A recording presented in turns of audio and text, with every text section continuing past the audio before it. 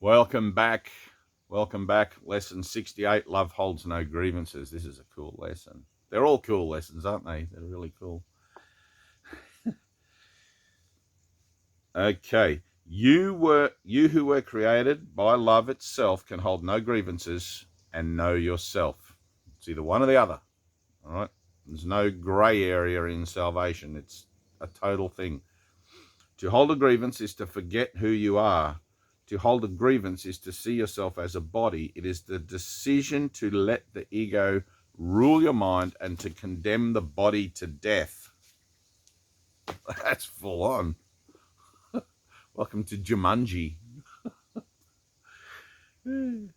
Perhaps you do not yet fully realize just what holding grievances does to your awareness. It seems to split you off from your source and make you unlike him. It makes you believe that he is like what you think you have become, for no one can conceive of his creator as unlike himself. All right.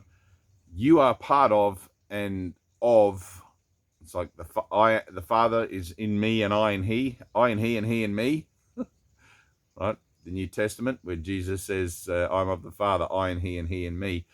And it's either that's either my perspective of myself, or it's going to be temporal. I'm a good person, a bad person, a sinner, or a saint, or whatever, right? No description, no conceptual association that I hold about myself as this avatar with a new hat or glasses or a beard or anything like that is true. Okay? Complete illusion, complete lie, complete denial, complete all of that stuff, but learning to flip that over and use what was made as to form evidence of denial for witness to the truth. There's salvation, right? But holding a grievance, all of a sudden, that blackboard in my mind that I've finally managed to wipe clean through my acts of forgiveness, and then I pick up the grievance again, I'm writing something on that perfectly pure blackboard, which is the purity of my mind, which is what God is in me, and obliterating any understanding or any idea about myself of what I am as truth. Right? Now, it takes a minute to be able to, I'll say it as break old habits of holding grievances, but it gets quicker, okay? As you do these lessons, it gets quicker, and you find that the time it takes between when you decide to hold a grievance and when you choose to forgive kind of gets shorter and shorter and shorter, because your mind is in the remembering of the idea that forgiveness is your function, and it just seems to happen more automatically, and to the point where your mind will just automatically begin to do it by itself. Okay. And if you can remember really simply that the only attitude to anyone for anything is gratitude, there's not really any need of forgiveness. Right? I'm grateful for the lesson that's being presented, even though I do not like the way it's being presented, or I have some resistance, whatever. But I'm grateful because it's exposed that resistance, it's exposed that denial, it's exposed whatever it is that's being presented to me in the situation as I identify it, because healing shows up in a way that I can identify it on an individual level. Okay. And so help me to pursue further and further and deeper the activity of that salvation in my mind from that temporal association. Okay. Shut off from yourself, who remains aware of his likeness to his creator, yourself seems to sleep, while the part of your mind that weaves illusions in its sleep appears to be awake.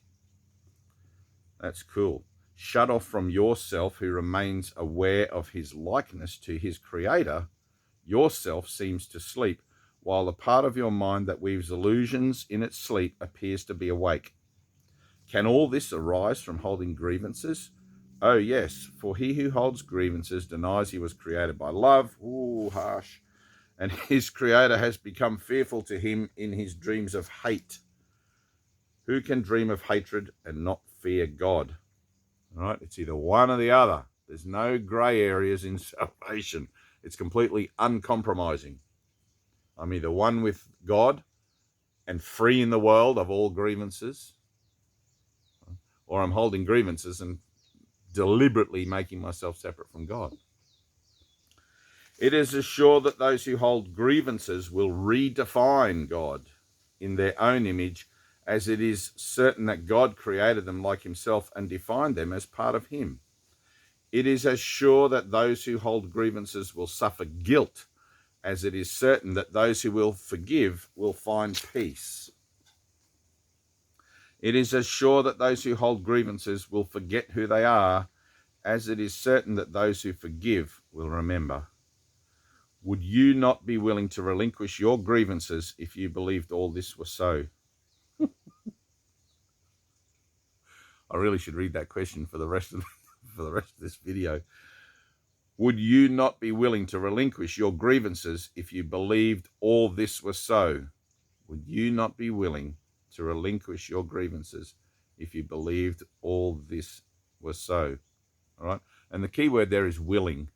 You don't have to know how to forgive. You just have to be willing. The Holy Spirit will do the rest. Perhaps you do not think you can let all your grievances go. That, however, is simply a question of motivation today. A question of motivation. Today we will try to find out how you would feel without them. If you succeed even by ever so little, there will never be a problem in motivation ever again. Begin today's extended practice period by searching your mind for those against whom you hold what you regard as major grievances.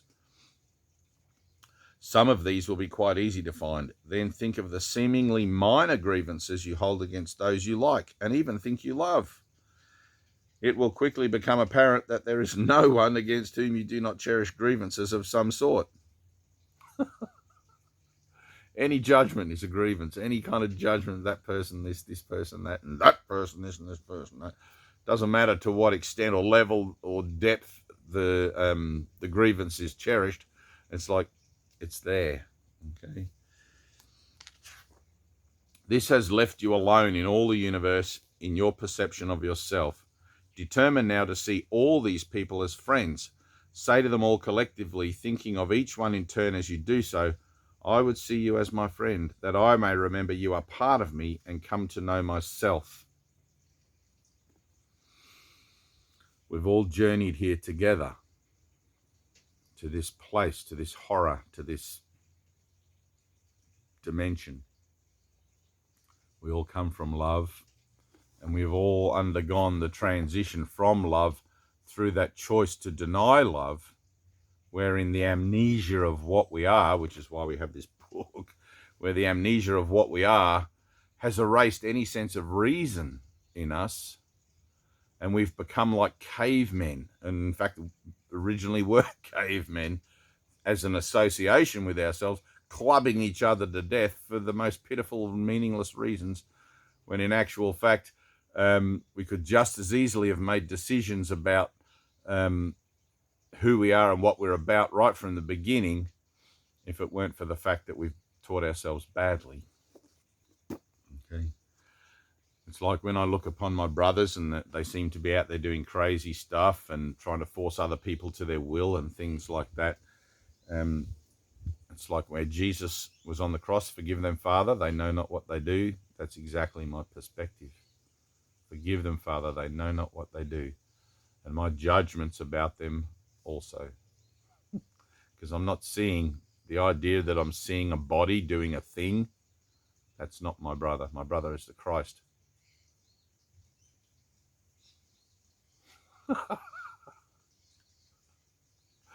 Right? Forgive them, Father, they know not what they do.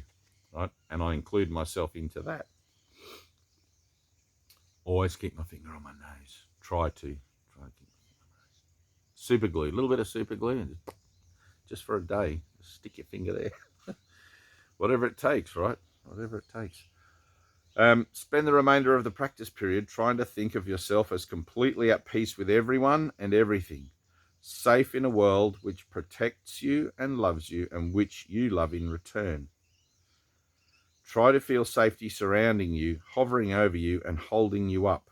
Try to believe, however briefly, that nothing can harm you in any way. At the end of the practice period, tell yourself, love holds no grievances. When I let all my grievances go, I will know I am perfectly safe. The short practice period should include a quick application of today's idea in this form whenever any thought of grievances arises against anyone, physically present or not. Love holds no grievances. Let me not betray myself. In addition, repeat the idea several times an hour in this form. Love holds no grievances. I would wake to myself by laying all my grievances aside and wakening in him.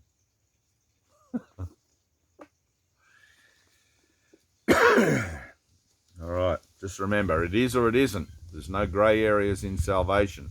My mind is either at peace or it's not at peace. If it's not at peace, if I find myself examining my self-concept in any way or in any other appearance of myself as a, let's say, another brother out there I think is a body, then I'm not at peace. A grievance can look like anything. A grievance can look like jealousy. You know, can look like hatred, can look like petty, what's that thing that people are called nowadays, a Karen, where you think you have to tell someone else what it is they should be about. It's like, live and let live. And I'll see you in the next lesson.